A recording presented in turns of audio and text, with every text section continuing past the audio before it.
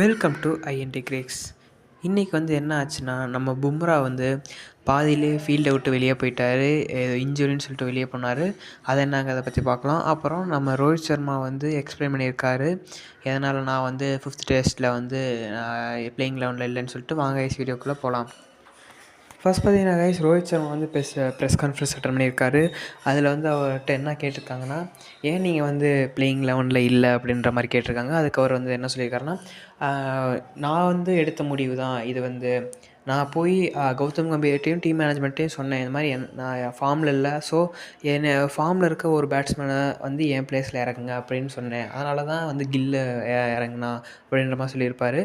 அப்புறம் இன்னொருத்தர் வந்து கேட்டிருப்பாரு, அங்கே இருந்த ப்ரெஸ் கான்ஃபரன்ஸில் ஒருத்தர், உங்கள் ரிட்டைர்மெண்ட் பற்றி சொல்லுங்கள் அப்படின்ட்டு கேட்டதுக்கு, நான் இப்போலாம் ஒன்றும் ரிட்டையர் ஆக போகிறதில்ல, நான் இப்போ ஜஸ்ட் ஃபார்மில் இல்லை அவ்வளோதான் அப்படின்ற மாதிரி சொல்லிவிட்டு, அந்த கொஷின் கேட்டவர் வந்து தேங்க்யூன்னு சொன்னதுக்கு, ஏன் தேங்க்யூன்றீங்க, நான் தான் இன்னும் ரிட்டையர்ட் ஆக போகிறதே இல்லையே, அப்புறம் எதுக்கு தேங்க்யூன்ற மாதிரிலாம் சொல்லிகிட்ருக்கீங்க. ஏன்னா நான் வெளியே உட்காந்துருக்க நிறையா பேர் பேசலாம், கம்ப்யூட்டரில் உட்காந்துட்டு பேனா பிடிச்சவங்கலாம் பேசலாம், அந்த மாதிரி ஃபார்ம் சரியில்லை அதனால் ரிட்டையர் ஆகணும் அப்படின்ற மாதிரி அவங்க சொல்லலாம். ஆனால் என்னோடய இதை பற்றி எனக்கு தான் தெரியும், நான் இப்போ ஜஸ்ட் ஃபார்மில் இல்லை, அதனால் நான் இன்னும் ஒரு 2-3 மந்த்ஸ் பிரேக் எடுத்துகிட்டு அதுக்கப்புறம் நான் திருப்பி வந்து கம்பேக் கொடுத்துட்டு அதுக்கப்புறம் தான் நான் ரிட்டையர்ட் ஆவேன் அப்படின்ற மாதிரி சொல்லியிருக்காரு. அவ்வளோ ரோஹித் சர்மா பற்றின விஷயம். அப்புறம் வந்து பும்ரா வந்து என்ன ஆச்சுன்னா, ஒரு 20-30 ஓவர்ஸ் பவுலிங் நம்ம போட்டுட்ருக்கும்போது ஃபஸ்ட் இன்னிங்ஸில் அப்போதைக்கு வந்து பும்ராவுக்கு வந்து சின்ன ஒரு நிகில் இருக்குதுன்னு சொல்லிட்டு உள்ளே போனார்.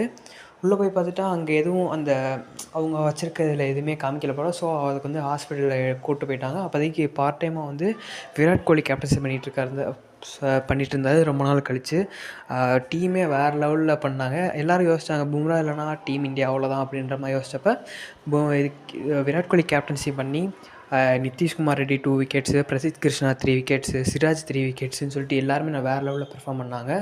அதுக்கப்புறம் பேட்டிங் ஆர்டர்லேயே அந்த ஒரு வெறி வந்து அப்படியே தெரிஞ்சு. இனிஷியலாக நம்ம ஜெய்ஸ்வால் வந்து ஸ்டார்க் ஓவரில் 4 4, அப்புறம் ரிஷப் பண்ட் வந்து வேறு லெவலில் அடித்து கொடுத்தாரு 61. அதுவும் அட்டாக் T20 மாதிரி விளாண்டுட்டு இருந்தார். அப்புறம் நிதிஷ்குமார் ரெட்டி அடிப்பாருன்னு எதிர்பார்த்தா அவருக்கும் அவுட் ஆகிட்டு போயிட்டார்.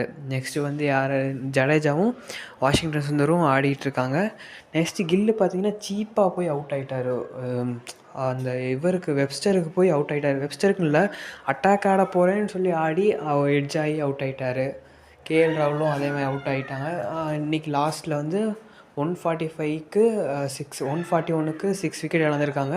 இன்னும் 3 நாள் இருக்குது. ஒரு லீடு வந்து ஒரு 200-250 மேலே தொட்டாங்கன்னா இந்தியா ஜெயிக்கிறதுக்கு அதிகமான சான்ஸ் இருக்குது கைஸ். இன்றைக்கியோட வீடியோவில் தான். பாய், தேங்க்யூ கைஸ். சப்ஸ்கிரைப் பண்ணிக்கோங்க மறந்துடாமல். இன்னும் நிறைய வீடியோவில் பார்க்கலாம். பாய்.